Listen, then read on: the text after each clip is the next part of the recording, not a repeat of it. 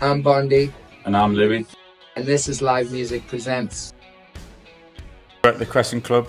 It's a social club just around the corner from where we live and where we've been making the album and stuff. And when you hire the room, you kind of hire the bare bones. So we've had to get our hands dirty, getting a load of gear brought down and dropping all the pay off and stuff like that. So it's been a long slog of a day in it, but there's some music to cap it off, which is good. Though. Yeah. No, I charged to play. I'm charged up. It's your second gig, isn't it, as a band together? Feels like yeah. How does it feel, though, finally starting to gig as Save This Place? It's pretty cathartic, to be fair. I mean, the whole thing's a bit of like an exploratory thing because it was never meant to be anything. It wasn't even supposed to be a band or anything. It was just to see what happens kind of endeavour. Like Lou and I, we've known each other for many years, and it was just this thought that we've never actually tried writing and recording together. So we did, and then it's just a joke that's got out of hand now, isn't it? A joke? Is that what this is to you? No, it's been great. It's been really good. I mean, every moment of even setting up the live performance, rehearsing and everything else, you just get more and more excited, and you get a small glimmer as to what it's going to be like when we get out there and to start touring and working, Yeah. Out of the songs that you released, or any unreleased songs, what is your favourite one that you've made so far? You go first. Well, go at the same time. 3, 2, 1. Sleepy Candle Head. for Ira. That was a good clap. Yeah. Of the ones we've released, I'm going. Of the ones we've released. Or you could do both. What's your favourite release? What's your favourite unreleased? Unreleased off the next album. Yeah, that's a good point. We've had to draw a line under what we felt was the sort of organic end to the first record, and then we've started writing since then. And yeah, I would say some of the unreleased songs are the ones that we're most excited about. Which I feel if that's not the case, that's not usually a good sign. So you should always be most excited about your upcoming stuff. Pink Cloud Syndrome is a song that we'll play live. It's the second song in the set. That is it's just a fast, energetic. We made it to play live, which is what the songs off the second album are written in the attention of. We really wanted to kind of write something that was we could see ourselves performing live. Where They came post the first gig, didn't they? Yeah, The whole sort of the whole operation of it felt a bit different there. It was more tangible, the idea of being on stage playing them. Kind of Fire, Pink Cloud Syndrome. There you go. Yeah. So who's the songwriter of the group? Is it like a collaborative thing, or is there a main? Yeah, it's super collaborative. I mean, we obviously both write together. We're doing it. We're doing an interview. That was great. That was good. No, keep that in. Keep that in. There's no real process to it, so we kind of just. I mean, how it's pretty quick. Yeah, you can explain it better than I can. It's just an anything goes sort of scenario. So it's just. But not that. But no, it's just it's like Jenga in reverse kind of thing. You start with something and start throwing something on top until you kind of take a step back, or make doing a painting really fast. 2 people doing it, and you step back and go yeah, and it kind of doesn't matter who's throwing what at it, but it gets there kind of thing. And it's it's just been me and Lou in the room so far when we've been doing it all. We've had a couple of guest drummers come in, so. Ed Smith, who's up with us tonight, Greenie, Jack Golightly, they've stepped in on drums, and aside from that, it's just me and Lou, and it's just sort of we just throw whatever it needs to get it over the line, kind of thing. And then write words about whatever. Yeah. What's your favourite lyric then that you've written in one of your songs? Days Are Numbered. The second verse, is it? Second verse. I don't know what you're thinking of. We used to keep jars full from the mill pond. Yeah. Second verse, Days Are Numbered. Yeah. I'm not gonna recite them. Right, you go on Spotify and listen to it. I like that track as well, actually, because it was one that become like indicative of realizing when to draw a line under the first batch of songs. We started noticing like common themes amongst everything, and that song, and then without saying too much, is another that kind of rounds everything up. We were like, right, okay, there's been a thread without us even realizing, and we're kind of done. We're kind of done with that theme now. Yeah. And there's a couple of like encapsulative, is that even a word, songs, that being one of them. And then so for that reason, so far, yeah, that's one of my favourite set of lyrics, because it's the best representative of the first record, I think. Speaking about music now, is there a favourite album that you've got from recently, a recently released album? Yeah. Two that I've been. I'll listen to one thing, until it's like I can't take any more of it. And there's someone called Baba Stilts. His album, which I think is just called it's either called Baba Stilts or Infinite Jest, and that is amazing.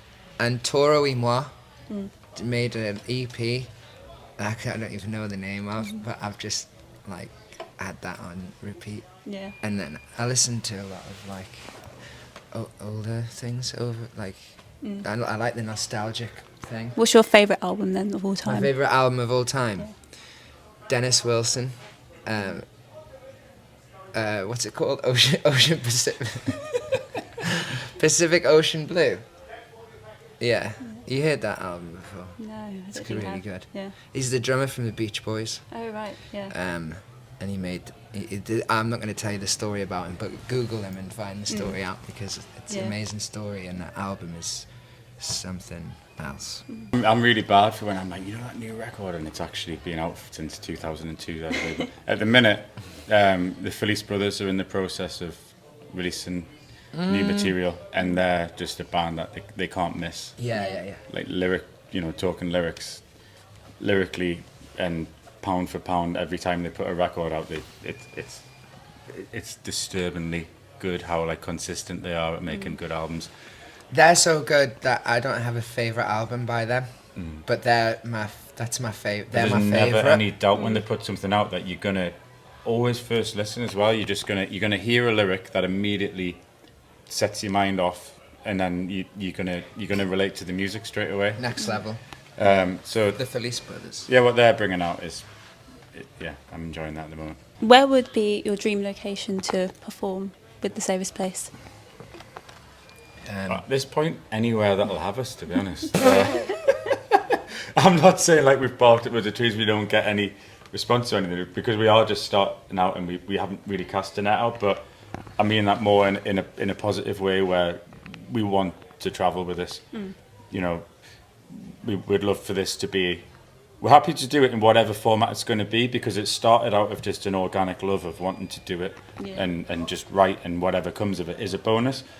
But it would be hard not to want it to use it as like a vehicle to go and travel, because it's one of the best byproducts of being in a band. Yeah, so with that in mind, I mean, the likes of Japan, anywhere in Europe, North America, South, I mean, you could just reel off anywhere else in the world. Yeah. But also Pappy and Harriet's Pappy and Harriet's in the Joshua Tree would be a great spot to do.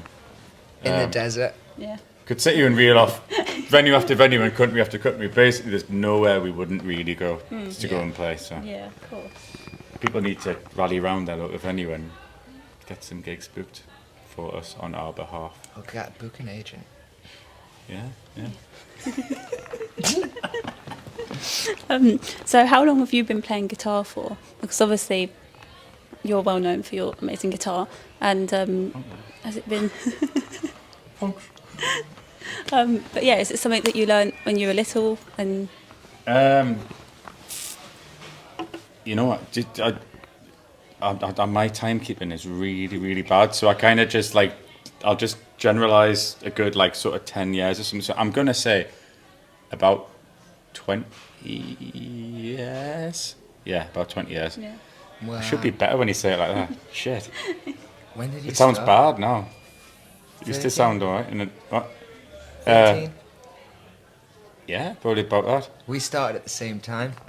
That's Even how worse for bad you. I am. My cousin had got. In fact, that's how I got into everything. How I got into hockey, all sorts.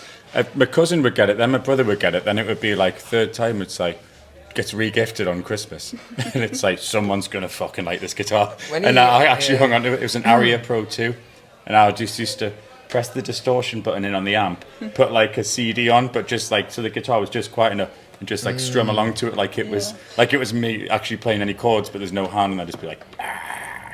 Yeah. So yeah. I hear you. But I think that was unknowingly a good technique, because a lot of people fixate on the theory and shifting their hands fast enough. And right hand guitarists always my favourite guitarist.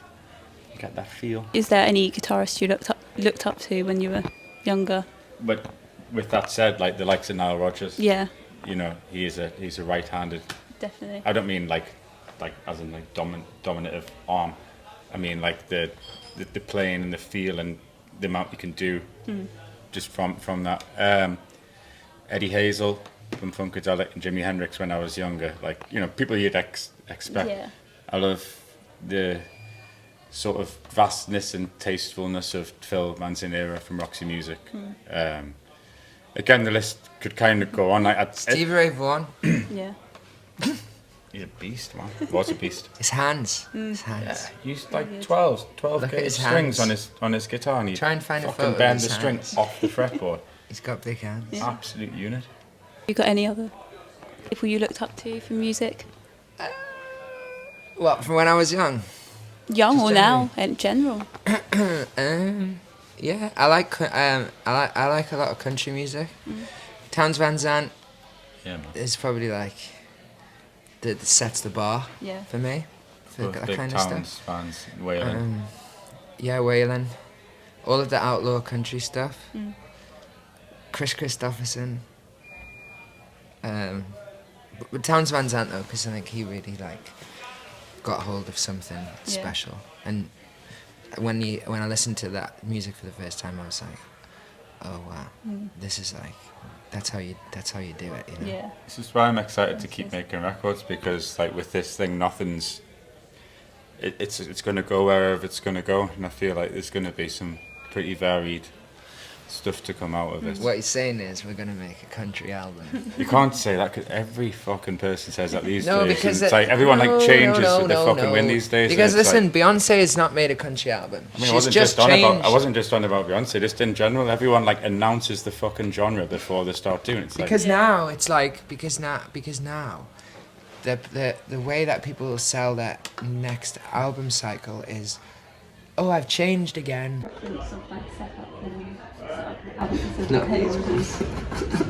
that's a saw. I don't know. It's a thing. It's good. I'm going to go now. My amps. I'm using two tiny little borrowed amps tonight. Yeah. Still sound good. I have a very large amp that isn't here. It's in London. I lived in London for a while and I moved and it's just so expensive. Well, it's not expensive. It's just the time and the logistics to get all my stuff back. But I have a really nice Fender Bassman 59 reissue tweed amp in London in my friend's apartment. Liam, if you're watching, I hope it's still okay. Essentially what I've just said is we've got loads of nice amps, but we're not using any of them, and I haven't fucking got any Yeah, of we them. haven't got any of them. But Bondy has loads of nice amps somewhere. So he's not allowed to get yet. Because Santa Claus, because he's been a naughty boy. I know, I just got cold in the lockup these days. But there's so much stuff, like when you go into gear and things like that and you start like buying pedals when you're younger, it's like, it doesn't end, you know? Because everything's nice and you want it all. But then again, like when you plug straight into an amp, We made the sometimes it's just the record best. with next to no gear. Well, We made the album in, 5 minutes from here in my living room around there, and that was a product of limitation. There was no like real nice, expensive analog gear or anything like that. It was just kind of like same two mics and everything. Not that I'm, you know, amazing stuff has been done with a lot less. I'm rather praising the process. Like sometimes limitation is what sets the parameters. And then You hear that a lot, don't you? Like, because people go from having everything to then having to limit themselves because you could be there all day. I mean, all day. There's been a lot of shite made in all singing, all dancing studios, so it's, you know. Oh, yeah. Well, thank you very much. Sorry for the convoluted answer. The far end of a fart hour. But yeah, good luck with the show tonight. Thank Thank you very much. Thank you. Go for the next one. Thank you very much. Thank you for watching. Ooh. See ya.